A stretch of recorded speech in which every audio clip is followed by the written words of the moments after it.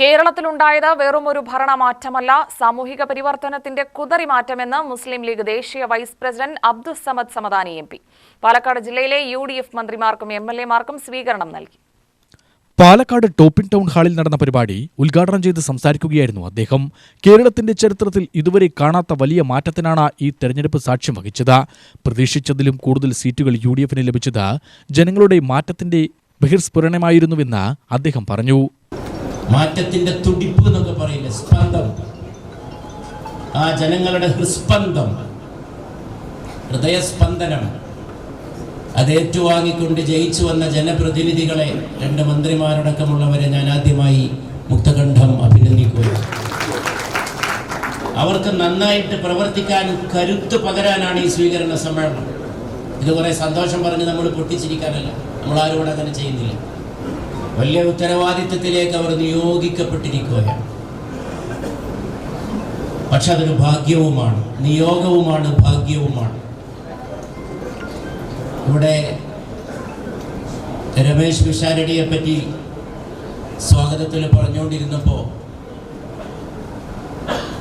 ഈ പൊതുപ്രവർത്തനത്തിലേക്ക് വന്നത് അദ്ദേഹത്തിന് സ്വാഗത പ്രസംഗത്തിൽ ബഹുമാന്യനായ ശ്രീ ബാലഗോപാൽ ചില നല്ല വാക്കുകൾ പറഞ്ഞപ്പോൾ ഞാനേതോ ചില കാര്യങ്ങൾ ആലോചിച്ചു പോയി.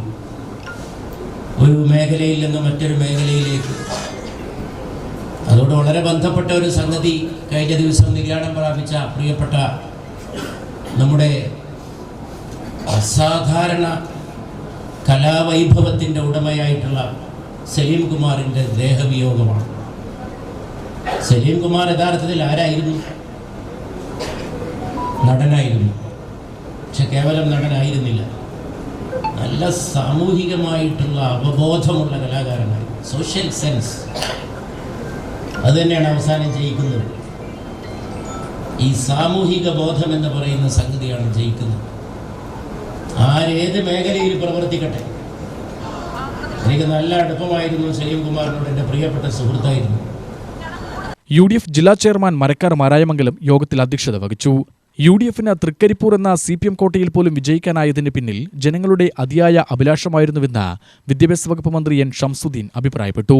പട്ടികവിഭാഗ ക്ഷേമ വകുപ്പ് മന്ത്രി KA തുളസി, MLA-മാരായ രമേശ് പിഷാരടി, സുമേഷ് അച്യുതൻ, VT ബൽറാം, സന്ദീപ് വാര്യർ എന്നിവരും മറുപടി പ്രസംഗം നടത്തി. DCC president Thankappan, KPCC general secretary C. ചന്ദ്രൻ, CV ബാലചന്ദ്രൻ, PE സലാം, P. Balagopal, PV Rajesh, Kaladharan, Rajendran Nair, Joby John, Sivanandan, Venu Kongad തുടങ്ങിയവരും സംസാരിച്ചു. UTV news, Palakkad.